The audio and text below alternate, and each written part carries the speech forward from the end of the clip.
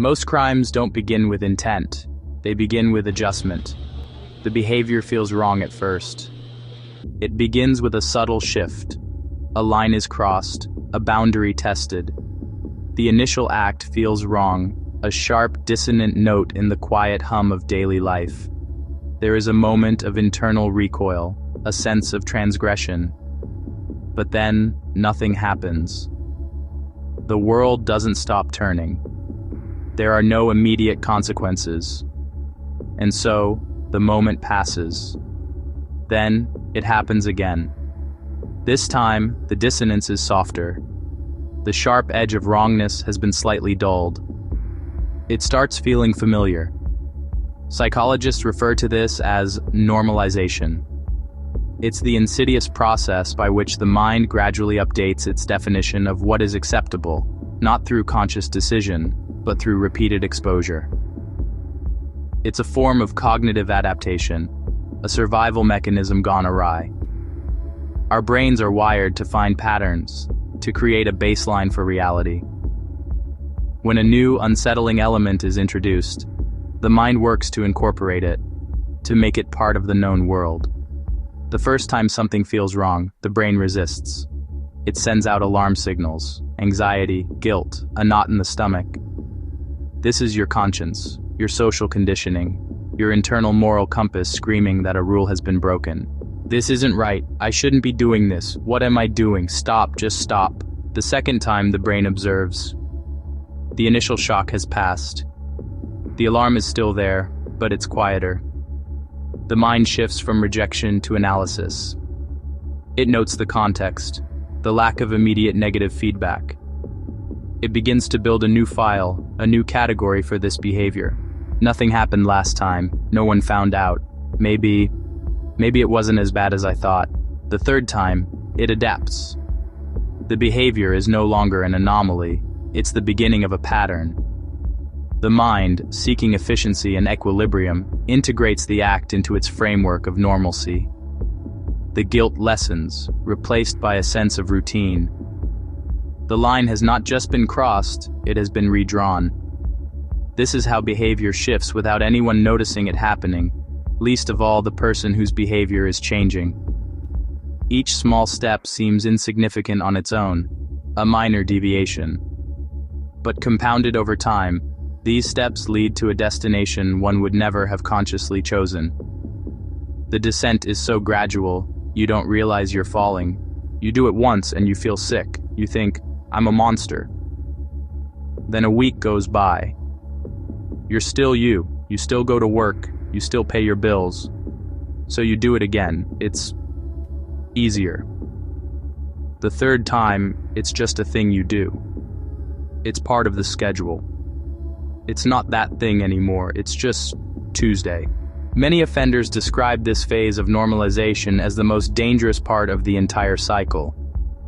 Not because it feels intense, or thrilling, or chaotic. The danger doesn't lie in the heat of the moment, but because it feels ordinary. The transgression becomes mundane. It's folded into the fabric of the everyday, hidden in plain sight. The capacity for self-deception is profound. The mind creates justifications, rationalizations. It's not hurting anyone. I have it under control. This is the last time. These are the lies we tell ourselves to bridge the gap between who we are and what we are doing. The normalization process provides the foundation for these lies to feel true. It is the quiet, unassuming engine of escalation, turning the unthinkable into the routine, one repetition at a time. The internal dialogue changes. Instead of asking, should I stop? The question becomes, why does this still feel strange? That's when the line begins to fade. Normalization doesn't erase consequences. It delays awareness of them. Small actions stop triggering alarm. Shortcuts feel justified. Boundaries feel flexible. This is why escalation often looks sudden from the outside. To the observer, it's a single shocking data point. The final act, the public rupture, the moment that can't be undone. They see the collapse, but not the slow, meticulous decay of the foundations that preceded it for months or even years.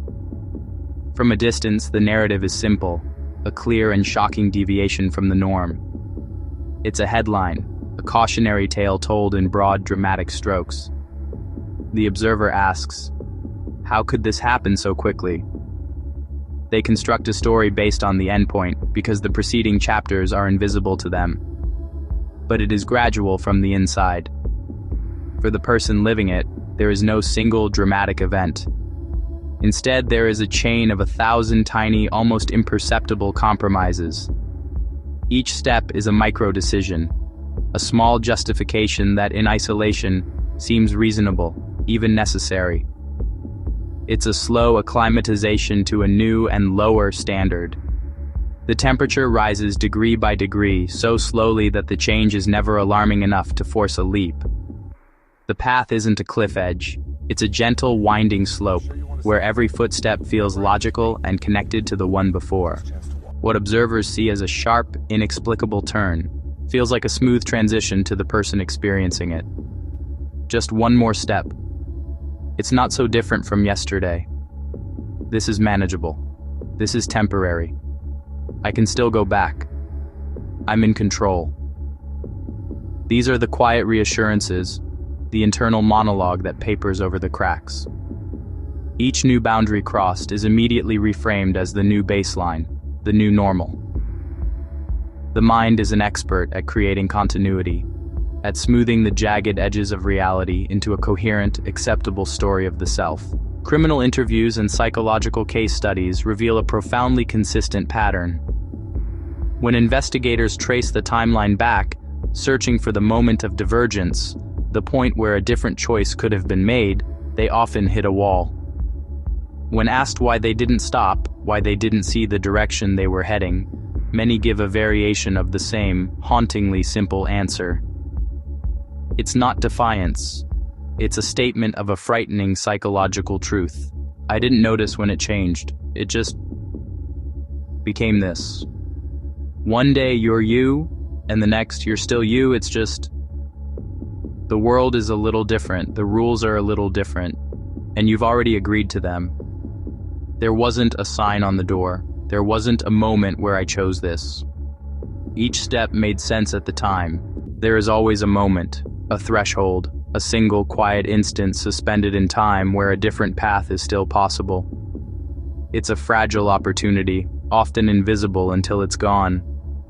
For them, the moment they would have stopped had already passed. It slipped by, not with a bang, but with the silent exhale of a decision not made. A word not spoken. A boundary not enforced. The point of no return is rarely a dramatic cliff edge. More often, it's a gentle, imperceptible slope. This is the fertile ground where normalization takes root. It thrives in secrecy, in the unlit corners of our interactions. It grows when actions aren't discussed, when a troubling behavior is met with a calculated, protective silence. It flourishes when feedback is absent, when the natural corrective loop of social consequence is severed. And it solidifies when there's no interruption, no external force to disrupt the emerging pattern. Each silence acts as a quiet endorsement, a layer of soil for the toxic seed. The human brain is an efficiency machine. It prefers consistency. It builds predictive models based on experience, seeking the path of least resistance. If a behavior continues without consequence, the mind doesn't just tolerate it, it begins to categorize it. It assumes it's safe. It assumes it's acceptable. The neural pathways that once flagged the behavior as wrong or dangerous begin to atrophy from disuse. The alarm bells fall silent, one by one. This insidious process doesn't require a profound lack of empathy. It doesn't demand a monster or malicious intent. The initial transgression may not have been born of a desire to inflict pain. It could have been a moment of weakness, a selfish impulse, a careless mistake, or elaborate planning. The path to causing great harm is rarely mapped out from the start. It's a journey of 1,000 small, unexamined steps. It requires only one thing: repetition. Unchecked, unchallenged, uninterrupted repetition. Each cycle deepens the groove, making the next instance easier, more automatic. The behavior integrates itself into the fabric of a relationship, of a life, until it is no longer an aberration. It is simply the way things are. The extraordinary becomes the mundane. The unacceptable becomes the routine. And the memory of that first moment, the one where it all could have been stopped, fades into an unrecognizable past. Once something feels normal, resisting it feels unnecessary, and questioning it feels excessive. That's why intervention matters early. Not when harm is obvious, but when behavior first begins to shift. Because once something feels normal, stopping it feels unnatural.